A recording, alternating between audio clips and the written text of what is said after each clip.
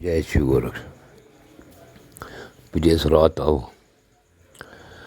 आप देख रहे हैं वाल्मीकि रामायण। आज देखेंगे वाल्मीकि रामायण का भाग 95 तथा अरण्य कांड का भाग 10। पिछले भाग में आपने सुना कि श्री राम और लक्ष्मण जटायु का अंतिम संस्कार करके सीता की खोज में आगे बढ़ते हुए और इससे आगे की कथा आप इस भाग में सुने। जटायु के लिए जलांजलि दान करने के बाद वे दोनों रघुवंशी उस समय वहाँ से प्रस्थित हुए और वन में सीता की खोज करते हुए पश्चिम और दक्षिण दिशा की ओर चले। धनुष बाण और खड्ग धारण किए वे दोनों इक्ष्वाकु वंशी वीर उस दक्षिण पश्चिम दिशा की ओर आगे बढ़ते हुए एक ऐसे मार्ग पर जा पहुँचे जिस पर लोगों का आना जाना नहीं होता था। उसके बाद जनस्थान से आगे निकलकर वे मारुति श्री राम और लक्ष्मण कोचारण नाम से प्रसिद्ध गहन वन के भीतर पहुंच गए। उसके बाद वे दोनों भाई आगे चलते हुए पूर्व दिशा में कुराचारण्य को पार करके मतंग मुनि के आश्रम के पास पहुंच गए। उसके समीप जाकर उन दोनों नरश्रेष्ठ वीरों ने एक विशालकाय राक्षसी देखी जिसका मुख बड़ा ही विकराल था। वह राक्षसी उन दोनों वीरों के पास आई और अपने भाई के आगे आगे चलते हुए लक्ष्मण की ओर देखकर बोली, आओ हम दोनों रमण करें। ऐसा कहकर उसने लक्ष्मण का हाथ पकड़ लिया। राक्षसी के ऐसा कहने पर शत्रुघ्न लक्ष्मण क्रोध से जल उठे। उन्होंने तलवार निकालकर उसके कान, नाक और स्तन काट डाले। नाक और कान के कट जाने पर वह भयंकर राक्षसी जोर जोर से चिल्लाने लगी और जहाँ से आई थी उधर को ही भाग गई। आर्य उस समय महातेजस्वी लक्ष्मण से श्री राम हाथ जोड़कर लक्ष्मण अपने तेजस्वी भाई श्री राम से बोले, हे आर्य, मेरी भाई आँख और जोर से फड़क रही है और मन उद्विग्न सा हो रहा है। मुझे बार बार बुरे शकुन दिखाई देते हैं, इसलिए आप भय का सामना करने के लिए तैयार हो जाइए। मेरी बात मानिए, ये जो बुरे शकुन हैं वे केवल मुझे तत्काल प्राप्त होने वाले भय की सूचना देते हैं। इसके साथ एक शुभ शकुन भी हो रहा है। वह जो वंजुल नामक अत्यंत दारुण पक्षी है, यह युद्ध में हम दोनों की विजय सूचित करता हुआ सा जोर जोर से बोल रहा है। भाई के साथ तलवार हाथ में लिए भगवान श्री राम उस समय राक्षस को अपने उस शब्द का पता लगाना ही चाहते थे कि एक चौड़ी छाती वाले विशाल काय राक्षस पर उनकी दृष्टि पड़ी। उन दोनों भाइयों ने उस राक्षस को अपने सामने खड़ा पाया। वह देखने में बहुत बड़ा था, किंतु उसके न मस्तक था न गला। कबंध धड़ मात्र ही उसका स्वरूप था और उसके पेट में ही मुंह बना हुआ था। दोनों भाई श्री राम और लक्ष्मण जब उसके निकट पहुँचे तब वह उनका रास्ता रोककर खड़ा हो गया। तब वे दोनों भाई उससे दूर हट गए और बड़े गौर से उसे देखने लगे। उस महाबाहु राक्षस ने अपनी दोनों विशाल भुजाओं को फैलाकर उन दोनों रघुवंशी राजकुमारों को बलपूर्वक पीड़ा देते हुए एक साथ ही पकड़ लिया। रघुकुल नंदन, एकमात्र मुझे इस राक्षस को भेंट देकर आप स्वयं इसके बाहुबंध से मुक्त हो जाइए। यह कहा भाई लक्ष्मण ने कि इस भूत को मेरी बलि देकर आप बलपूर्वक यहाँ से निकल भागिए। लक्ष्मण के ऐसा कहने पर श्री राम ने उस समय कहा, हे वीर, तुम भयभीत न हो। तुम्हारे जैसे सूरवीर इस तरह विषाद नहीं करते। इसी बीच में क्रूर हृदय वाले दानव शिरोमणि महाबाहु कबंध ने उन दोनों भाई श्री राम और लक्ष्मण से कहा, तुम दोनों कौन हो? तुम्हारे कंधे बैल के समान ऊंचे हैं। तुमने बड़ी बड़ी तलवारें और धनुष धारण कर रखे हैं। इस भयंकर देश में तुम दोनों किस लिए आए हो? यहाँ तुम्हारा क्या कार्य है? बताओ। भाग्य से ही तुम दोनों मेरी आंखों के सामने पड़ गए। मैं यहाँ भूख से पीड़ित होकर खड़ा था और तुम धनुष बाण और खड़ग लिए तुरंत ही इस स्थान पर मेरे निकट आ पहुँचे, अतः अब तुम दोनों का जीवित रहना कठिन है। श्री राम ने सूखे मुख वाले लक्ष्मण से कहा, सत पराक्रमी वीर, कठिन से कठिन ऐसे दुख को पार हम दुखी से ही अब तक पुनः प्रियतमा सीता के प्राप्त होने से पहले ही हम दोनों पर यह मान संकट आ गया जो जीवन का अंत कर देने वाला है।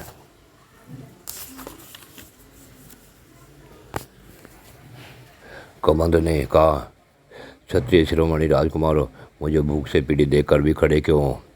मेरे मुंह में चले आओ, क्योंकि देव ने मेरे भोजन के लिए ही तुम दोनों यहाँ भेजे हैं, इसलिए तुम दोनों की बुद्धि मारी गई है।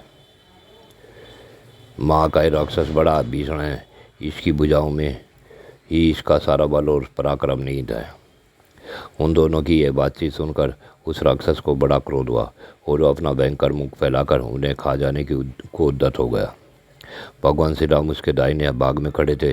उन्होंने अपनी तलवार से उसकी दाहिनी बाँह बिना किसी रुकावट के वेगपूर्वक काट डाले तथा वाम भाग में खड़े वीर लक्ष्मण ने उसकी बाएं भुजा को तलवार से उड़ा दिया। अपनी भुजाओं को कटी हुई देख खून से लथपथ हुए उस दानव ने दीनवाणी में पूछा, वीरो तुम दोनों कौन हो? इस प्रकार पूछने पर लक्ष्मण ने उसे श्री राम जी का परिचय देना आरंभ किया। ये इक्ष्वाकु वंशी महाराज दशरथ के पुत्र हैं और लोगों में श्री राम नाम से विख्यात है। मुझे इन्हीं का छोटा भाई समझो, मेरा नाम लक्ष्मण है। ये पिता की आज्ञा से वन में चले आए और तथा अपनी पत्नी के साथ इस वन में विचरण करने लगे। इस निर्जन वन में रहते हुए इन देवतुल प्रभावशाली श्री रघुनाथ जी की पत्नी को किसी राक्षस ने हर लिया है। उन्हीं का पता लगाने की इच्छा से हम लोग यहाँ आए हैं। तुम कौन हो? उसने तब कमंद ने बड़ी प्रसन्नता के साथ लक्ष्मण को उसकी बात का उत्तर दिया। वह बोला कि आप दोनों का स्वागत है। बड़े भाग से मुझे आप लोगों का दर्शन मिला है। ये मेरी दोनों भुजाएं मेरे लिए सारी भारी बंधन थी। सौभाग्य की बात है कि आप लोगों ने इन्हें काट डाला। श्री राम पूर्व काल में मेरा रूप मान बल पराक्रम से संपन्न अचिंत तथा तीनों लोकों में विख्यात था। सूर्य चंद्रमा और इंद्र का शरीर जैसा तेजस्वी है वैसा ही मेरा भी था। ऐसा होने पर भी मैं लोगों को भयभीत करने वाले इस अत्यंत भयंकर राक्षस रूप को धारण करके इधर उधर घूमता और वन में रहने वाले ऋषियों को डराया करता था। मुझे ऐसे अपने इस बर्ताव से एक दिन मैंने स्थूल सिरा नामक महर्षि को कुपित कर दिया। मुझे ऐसे विकट रूप में देखकर उन्होंने घोर साप देते हुए कहा, दुरात्मन, आज से सदा के लिए तुम्हारा यही क्रूर और निंदित रूप रह जाए। यह सुनकर मैंने उन कुपित महर्षि से प्रार्थना की, भगवान, इस अभिशाप जनित शाप का अंत कैसे होगा? तब उन्होंने इस प्रकार कहा, जब श्री राम और लक्ष्मण तुम्हारी दोनों भुजाएं काटकर तुम्हें निर्जन वन में जलाएंगे, तब तुम पुनः अपने उसी परम उत्तम सुंदर और शोभा संपन्न रूप को प्राप्त कर लोगे। लक्ष्मण, इस प्रकार तुम मुझे एक दुराचारी दानव समझो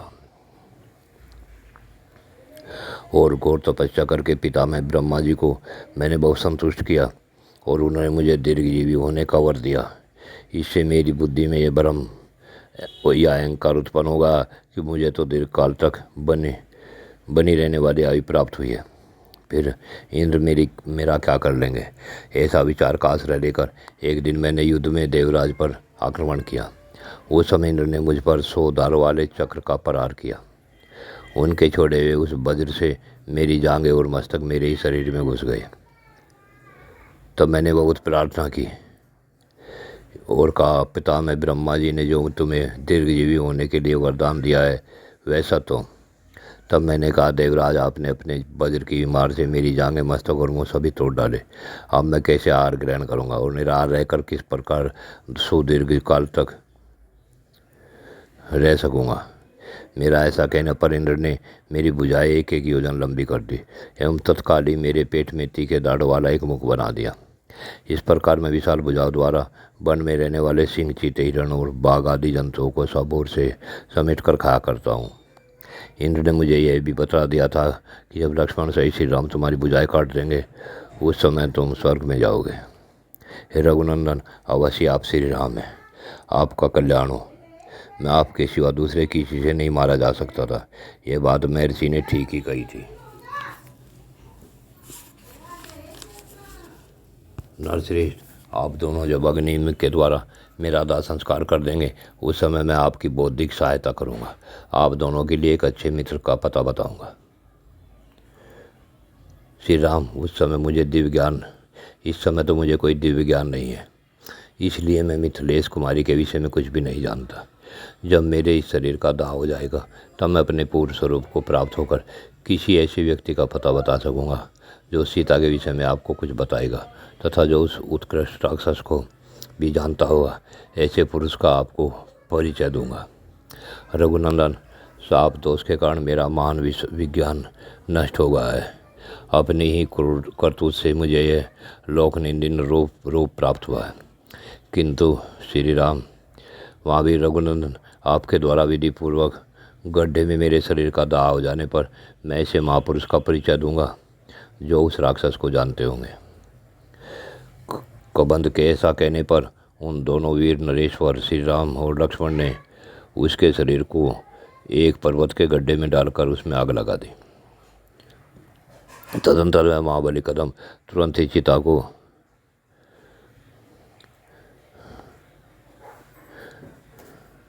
हिलाकर दो निर्मल वस्त्र और दिव्य पुष्पों का हार धारण किए धूम रहित अग्नि के समान उठ खड़ा हुआ। फिर वेगपूर्वक चिता के ऊपर को उठा और शीघ्र ही एक तेजस्वी विमान पर जा बैठा। श्री राम से फिर इस प्रकार बोला, हे रघुनंदन, आप जिस प्रकार सीता को पा सकेंगे वह ठीक ठीक बता रहा हूँ, सुनिए। श्री राम, लोक में 6 युक्तियाँ हैं जिनसे राजाओं द्वारा सब कुछ प्राप्त किया जाता है। उन युक्तियों तथा उपायों के नाम में संधि, विग्रह, यान, आसन, द्वेधी भाव और समाश्रय। जो मनुष्य दुर्दशा से ग्रस्त होता है वह दूसरे किसी दुर्दशाग्रस्त पुरुष से ही सेवा या सहायता प्राप्त करता है। यह एक नीति है। श्री राम, सुनिए, मैं इसे पुरुष का परिचय दे रहा हूँ। उसका नाम है सुग्रीव। वे जाति के वानर हैं। उन्हें उनके भाई इंद्र कुमार बाली ने कुपित होकर घर से निकाल दिया है। वे वानरों के राजा महापराक्रमी सुग्रीव तेजस्वी, अत्यंत कांतिमान, सत्प्रतिज्ञ, विनयशील, धैर्यवान, बुद्धिमान, महापुरुष, कार्यदक्ष, निर्भीक, दीप्तिमान तथा महान बल और पराक्रम से संपन्न है। हे श्री राम, जो होनहार है उसे कोई भी पलट नहीं सकता। काल का विधान सभी के लिए दुर्लंजय होता है। अतः आप पर भी जो कुछ बीत रहा है इसे काल या प्रारब्ध का विधान समझकर आपको धैर्य धारण करना चाहिए। वीर रघुनाथ जी, आप यहाँ से शीघ्र ही महाबली सुग्रीव के पास जाइए और जाकर तुरंत उन्हें अपना मित्र बना लीजिए। इच्छानुसार रूप धारण करने वाले पराक्रमी और कृतज्ञ हैं तथा इस समय स्वामी अपने लिए एक सहायक ढूंढ रहे हैं। उनका जो अभिष्ट कार्य है उसे सिद्ध करने में आप दोनों भाई समर्थ हैं। सुग्रीव का मनोरथ पूर्ण हो या न हो, वे आपका कार्य अवश्य सिद्ध करेंगे। वे ऋष राजा के क्षेत्रज पुत्र हैं और बाली से शंकित रहकर पंपा सरोवर के तट पर भ्रमण करते हैं। कपिश्रेष्ठ सुग्रीव संसार में नरमांस भक्षी राक्षसों के जितने स्थान हैं उन सबको पूर्ण रूप से निपुणतापूर्वक जानते हैं। हे राघव, वे आपके वियोग में शोक करती हुई सीता की खोज के लिए संपूर्ण दिशाओं में विशालकाय वानरों को भेजेंगे तथा रावण के घर से भी सुंदर अंगों वाली मिथिलेश कुमारी को ढूंढ निकालेंगे। आपकी प्रिया सती साध्वी सीता मेरु शिखर के अग्रभाग पर पहुंचाई गई है या पाताल में प्रवेश करके रखी गई हो। वानर शिरोमणि सुग्रीव समस्त राक्षसों का वध करके उन्हें पुनः आपके पास ला देंगे। हे श्री राम, यहाँ से पश्चिम दिशा का आश्रय लेकर जहाँ फूलों से भरे मनोरम वृक्ष शोभा पा रहे हैं यहीं आपके जाने लायक सुखद मार्ग है। इस प्रकार सुंदर पर्वतों पर भ्रमण करते हुए आप दोनों भाई एक पहाड़ से दूसरे पहाड़ पर तथा एक वन से दूसरे वन में पहुंचेंगे और इस तरह अनेक पर्वतों और वनों को लांघते हुए आप दोनों वीर पंपा नामक पुष्करणी के तट पर पहुंच जाएंगे। वे सब के सब ऋषि वहाँ पहले मतंग ऋषि रहा करते थे। उनके शिष्य भी रहते थे, परंतु वे सब के सब परलोकवासी हो गए हैं। वहाँ अब किंतु उनकी सेवा में रहने वाली तपस्विनी सबरी आज भी वहाँ दिखाई देती है। हे श्री राम, सबरी चिरंजीविनी होकर सदा धर्म के अनुष्ठान में लगी रहती है। श्री राम, आप समस्त प्राणियों के लिए नित्य वंदनीय और देवता के तुल्य हैं। आपका दर्शन करके सबरी स्वर्गलोक को चली जाएगी। आप पंपा के पश्चिम तट पर जाकर एक अनुपम आश्रम देखोगे, जो साधारण सी पहुँच के बाहर होने के कारण गुप्त है। रघुनंदन वहाँ का जंगल मतंग वन के नाम से प्रसिद्ध है। उस नंदन तुल्य मनोहर और देववन के समान सुंदर वन में नाना प्रकार के पक्षी भरे रहते हैं। श्री राम, आप वहाँ बड़ी प्रसन्नता के साथ आनंद विचरण करेंगे। पंपा सरोवर के पूर्ण भाग में ऋषिमुख पर्वत है। ऋषिमुख पर्वत पर उदाराभिष्ट फलों को देने वाला है। पूर्व काल में साक्षात ब्रह्मा जी ने उसका निर्माण किया और उसे सौहार्द आदि गुणों से संपन्न बनाया। श्री राम, उस पर्वत के ऊपर एक बहुत बड़ी गुफा शोभा पाती है, जिसका द्वार पत्थर से ढका है। उसके भीतर प्रवेश करने से बड़ा कष्ट होता है। धर्मात्मा सुग्रीव, वानरों के राजा, उसी गुफा में निवास करते हैं। वे कभी कभी उस पर्वत के शिखर पर भी रहते हैं। इस प्रकार श्री राम और लक्ष्मण दोनों भाइयों को सब बातें बताकर सूर्य के समान तेजस्वी और पराक्रमी कबंध दिव्य पुष्पों की माला धारण किया आकाश में प्रकाशित होने लगा।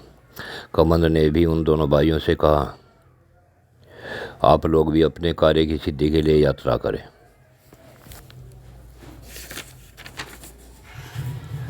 तदंतर राजकुमार श्री राम और लक्ष्मण कबंध के बताए हुए पंपा सरोवर के मार्ग का आश्रय ले पश्चिम दिशा की ओर चल दिए।